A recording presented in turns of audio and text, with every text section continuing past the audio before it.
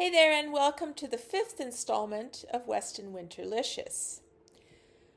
Jolly's is on the Crossroads Plaza, and it was the first restaurant we ate at when my then partner Jack and I were house hunting in Weston nearly 14 years ago. Decades of living south of St. Clair made me dubious about dining al fresco on a plaza with the noise of 401 traffic and airliners en route to Pearson, not that far overhead. Choices, however, were limited, and Jack, who'd lived in Rexdale just north of the 401, knew this place. I relented and was pleasantly surprised. A decent Italian-Canadian meal for a reasonable price. Not surprising, then, that I headed over on a Friday in February on my Weston Winterlicious tour, and hungry for pizza. I entered at the peak of lunch hour, passed through the empty bar at the front, and had my pick of the high-back booths on either side of a wide marble-floored aisle under a very large chandelier. Only two other tables were occupied, both by middle-aged white couples. A waitress, older than I am by a few years, passed me a placemat-sized cardboard menu, black with white text, contrasted by the red flesh of tomatoes, pastas and pizzas on one side, appetizers, salads, and mains on the other. Not overwhelming, and thankfully no QR code. Before long, a glass of ice water and a side plate, napkin, and cutlery appeared. This is old-school dining, for which I was grateful. I made a quick decision and pulled out my book. The waitress was busy taking orders from the others, so I had a few moments to kill. She came to me last, and I requested a small Caesar salad and a pizza villaggio, tomato sauce, spicy sausage, sweet peppers, Kalamata olives, and goat's cheese. I wasn't too far into my chapter before the Caesar arrived. It was piled up pleasingly on a side plate, not the monster salads that sometimes arrive, but enough lettuce to justify the large amounts of carb, dairy, and fat that would follow it.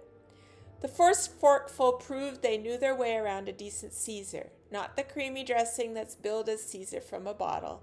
No, this one had seen a fresh lemon in the last few minutes, had lots of Parmesan scattered through it, and with the croutons small enough to be handled in one bite. Nothing bugs me more than croutons that I have to take in 2 bites. That's not a crouton, that's toast.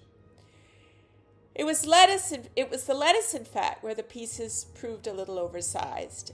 A minor inconvenience requiring me to put my book down and pick up a knife. Small complaint only.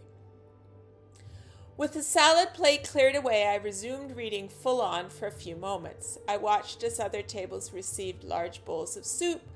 Next time I thought, I do love a good minestrone or stracciatella. When my pizza arrived, a delight to behold. Lots of goat's cheesy white goodness in the middle, a few olives and peppers poking through on the periphery, and some promising glimpses of sausage throughout. And quartered already, thank you very much, kitchen. When I was asked what I needed, I was quick to reply, hot chili oil. In the time it took me to take a pick or two, she brought me a shot glass-sized plastic container of oil. I would have preferred something easier to decant from, but no bother. I drizzled a little over the pizza, folded a quarter in half, and took a bite. The salty olive, the spicy pork, and the tartness of the goat's cheese, with a little sweetness from the pepper and the snap of heat from the oil, it all worked well together. Texture was good, too. Jolly's crust is neither too thick nor too thin, and just a little chewy, especially at the edges where the cheese has gotten a little crispy. I worked away at the first piece and then the second. I overheard the woman across the marble expanse lament the size of hers, and I realized I, too, was getting close to capacity. Should I take half home with me? I was driven to divide the third quarter in half and sucked it back, too. But that was it. I pushed my plate back and resumed reading in earnest. The waitress came by, laughed, and said she'd be back with a container. I asked for an espresso, long, which arrived almost instantly emblazoned with Lavazza. I pushed the red past sugar package aside. In a world of designer coffee, it's nice to have an unadulterated espresso. The waitress returned a short while later and asked if I'd like the bill. I appreciated her question. It was without pressure. Clearly, if I'd decided to spend a little more time with my book, it wasn't going to bother her. I agreed and asked her to bring a machine too. During the bill paying, she asked me what I was reading. I showed her the cover, The Widow's Guide to Dead Bastards. She laughed at the title and I explained the premise, a memoir by a widow, Canadian Jessica Waite, about her not-so-great relationship with her husband and the secrets she learned about him posthumously. Within seconds, we were deep into a discussion about the challenge of being in a relationship, resulting in some surprising disclosure from the waitress. We laughed, shook hands, and wished each other well. We'd gone from waitress-customer to middle-aged allies in the complicated game of life. And that was a surprisingly satisfying end to my meal at Jolly's. I shall enjoy that nearly half pizza tomorrow with a salad. And now a little word on Winterlicious. Winterlicious debuted in 2003 to promote Toronto's restaurant industry during the slower winter months.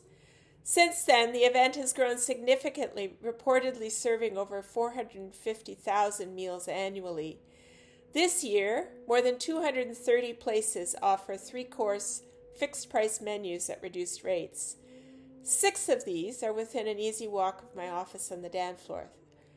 0 are available in Weston. So I'm doing my own Weston Winterlicious. My criteria: walking distance from my house, food cooked on site, table service, and open for lunch. I hope you're able to check out some of the restaurants I review.